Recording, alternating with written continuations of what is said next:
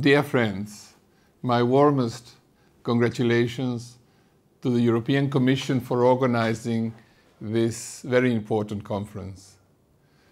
To Commissioner Laszlo Andor, my respect and admiration for the clarity and courage with which he has called for social policies and employment creation to be at the heart of a balanced and productive European recovery.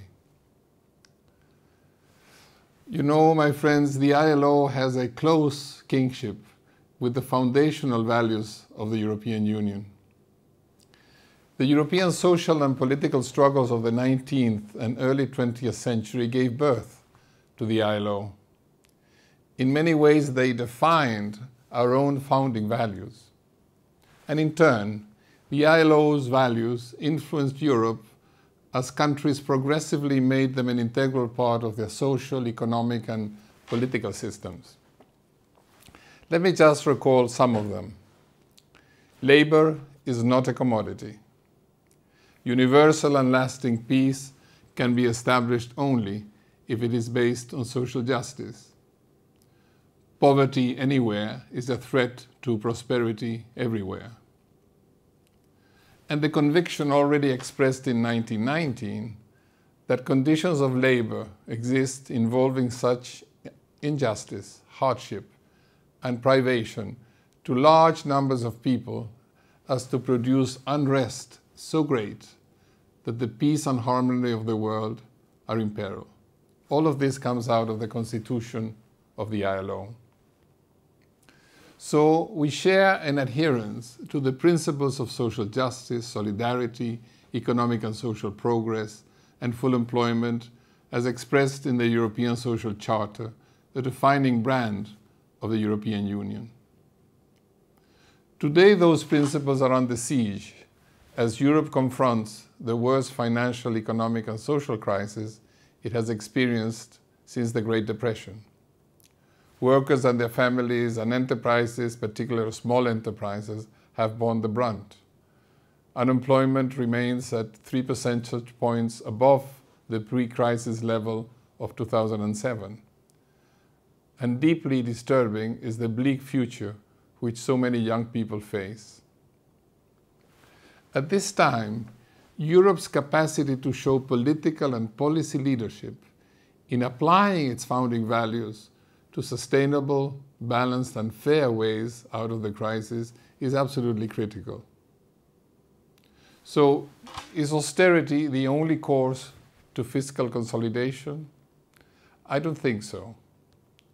The challenge is to achieve socially responsible fiscal consolidation in the medium term while stimulating growth of the real economy in the short term, and to pave the way to an expansion of decent employment.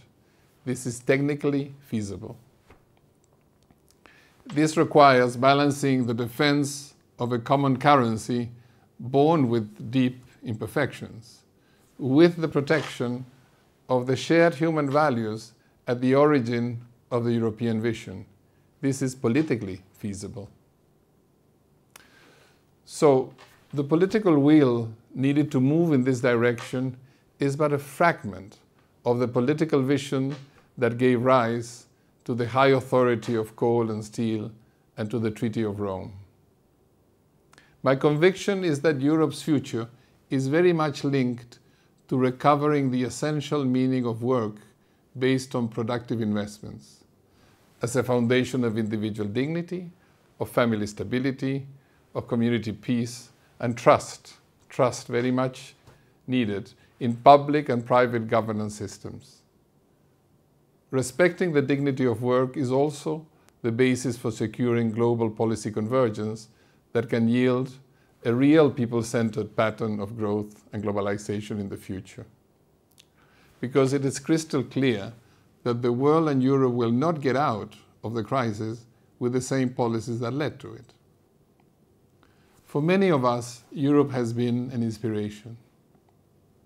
So you must know the world is looking to Europe not only worried with contagion, but also seeking orientation.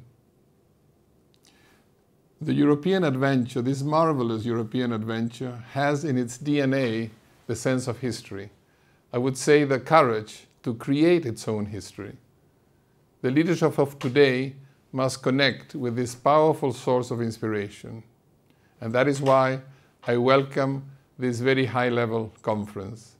It can be a milestone in setting the directions for a new era of social justice for Europe, with decent work for all at its heart. All my positive energy is with you, and thank you so much.